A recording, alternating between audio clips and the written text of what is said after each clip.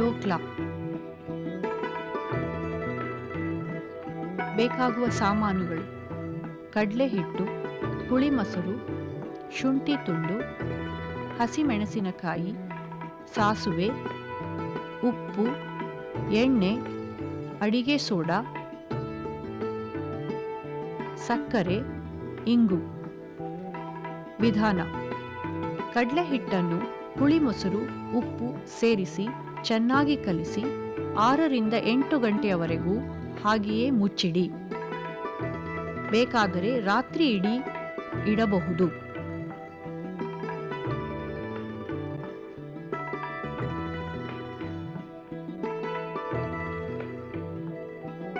ಶುಂಠಿ, ಹಸಿಮೆಣಸಿನಕಾಯಿ ರುಬ್ಬಿ ಇದನ್ನು ಹುಳಿ ಬಂದಿರುವ ಹಿಟ್ಟಿಗೆ ಹಾಕಿ. ಅಡಿಗೆ ಸೋಡಾವನ್ನು ಈ ಹಿಟ್ಟಿಗೆ ಚೆನ್ನಾಗಿ ನೊರೆ ಬರುವ ತನಕ ಬೀಟ್ ಮಾಡಿ. ಜಿಡ್ಡು ಹಚ್ಚಿರುವ ಇಡ್ಲಿ ಪಾತ್ರೆಯೊಳಗೆ 3/4 ಭಾಗ ಹಿಟ್ಟನ್ನು ತುಂಬಿ ಮೈಕ್ರೋವೇವ್ನಲ್ಲಿ ಇಡಿ. ಇದರ ತಟ್ಟೆಯಲ್ಲಿ 200 ಮಿಲಿಲೀಟರ್ ನೀರನ್ನು ಹಾಕಿ 100% ಪವರ್ನಲ್ಲಿ 1.5 ನಿಮಿಷ ಕುದಿಸಿ.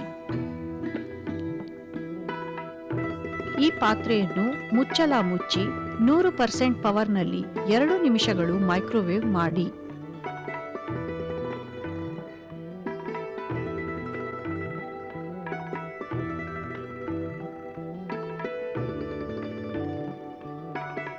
ತಯಾರಾಗಿರುವ ಡೋಕ್ಲಾವನ್ನು ಪಾತ್ರೆಯಲ್ಲಿ 5 ನಿಮಿಷಗಳ ತನಕ ಇಡಿ.